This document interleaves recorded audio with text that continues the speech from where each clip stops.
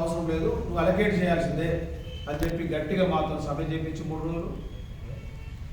ఈరోజు ఎవరైతే ఈ కవితకు సంబంధించిన బ్యాచ్ అరవిందో కంపెనీ కానీ లేకపోతే అవంతిక్ కంపెనీ కానీ ఈ రెండింటికి వేలంలో పాల్గొన్నట్టు వాళ్ళిద్దరికి అవకాశం ఇచ్చారు. మనకేమో పాల్గొనొద్దని చెప్పి వేలం ద్వారా కాకుండా ఈ కేంద్ర ప్రభుత్వం అలాట్ చేయాలని చెప్పి ఒక కార్మిక వర్గంతో మేము కూడా సమ్మెలో పాల్గొన్నాం. ఎందుకంటే కావాల్సింది మనకు ఒక రాష్ట్ర ప్రభుత్వమే చేయమంటుంది. 3 రోజులు సమ్మె చేస్తే తీరా వచ్చింది. మనం సమ్మెలో ఉన్నాం, మనం బిడ్డుకు సంబంధించిన అప్లికేషన్ కొనలేదు, కొన్నాం, కొన్ని బిడ్లో పాల్గొనలేదు, గవర్నమెంట్ వేయొద్దు అనేది. ఇప్పుడు మేము చేతులు ముడుచుకొని మా చేతులు కట్టేసి 2 బిడ్లు ఈరోజు కోయగూడెం కానీ లేకపోతే సత్తుపల్లి కానీ 2 అవంతిగా సంబంధించి 2 కవితకు సంబంధించిన లిక్వర్ దాంట్లో భాగస్వామ్యం.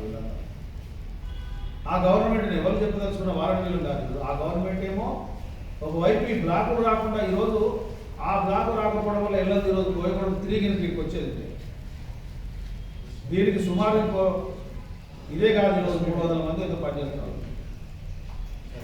ఈరోజు దాదాపు 1000-2000 మంది పనిచేసే అవకాశం ఉంది. అది పోయింది. ఆ పూసపల్లి ప్రాజెక్టు ఎప్పుడు వస్తుందో తెలియదు. నేను డైరెక్టర్ పీపీ గారిని అడిగితే 2 నెలలు ఖతం అయిపోతాను. తీరా ప్రాక్టికల్ ప్రాబ్లం ఉంది. ఆర్ఎస్టోడికి క్లియరెన్స్ ఇవ్వలేదు. ఇంకా రావాలంటే నాకు తెలిసి ఇంకో 1 ఇయర్ పడుతుంది ఈజీగా. 1 ఇయర్ పడ్డా అప్పుడున్న వాతావరణం మీద వాళ్ళు ఎవరికి తెలియదు. ఈ ఎల్లందు ఏరియాను కావలసుకొని ఇటు కాంగ్రెస్ పార్టీ కానీ అటు బీఆర్ఎస్ పార్టీ కానీ ఈ చరిత్ర ఆనవాళ్ళు తుడిపే ప్రయత్నాలు ఈరోజు చేస్తూ ఉన్నాయి. కాబట్టి దీని మేము కూడా మొన్న రేవంత్ రెడ్డి గారిని స్వయంగా కలిసాం. నేను మా ఆనరబుల్ ప్రెసిడెంట్ సాంబశివరావు గారు, మా సిద్ధరామయ్య గారు కలిసి ఎల్లందుకు సంబంధించి తర్వాత ఇతరత్ర ఒక 5-6 సమస్యలను ఆయన దృష్టికి తీసుకొచ్చినాం. కాబట్టి దీన్ని ఎట్లయినా బతికించడానికి మేము కూడా కార్యక్రమాలు చేస్తూ ఉన్నాం. చెప్పినాం, ఈరోజు మన పిట్ 3 కోయగూడెం 3 కిందకి వస్తే ఈ పూసపల్లి వస్తే ఒక చిన్న పవర్ ప్లాంట్ కింద మనం పెట్టుకోగలిగితే ఇది మనకు ఉద్యోగ అవకాశాలు వస్తాయి. ఈ మళ్ళీ ఎల్లందును ఒక ఇండస్ట్రియల్ ఏరియాగా మనం చూడవచ్చు. దీనికి రాజకీయంగా ముఖ్యంగా కాంగ్రెస్ పార్టీ, ఎందుకంటే యూనియన్ అనేది ట్రేడ్ యూనియన్ అనేది ఒక ఫైటింగ్ ఏది, కానీ నిర్ణయాలు తీసుకునేది యూనియన్ కాదు. అవసరమైతే ఆ వైపున ఒత్తిడి తెచ్చేందుకు కార్మిక వర్గాన్ని అంతా కూడగట్టుకొని మేము ఈ ఎల్లందును ఎట్లయినా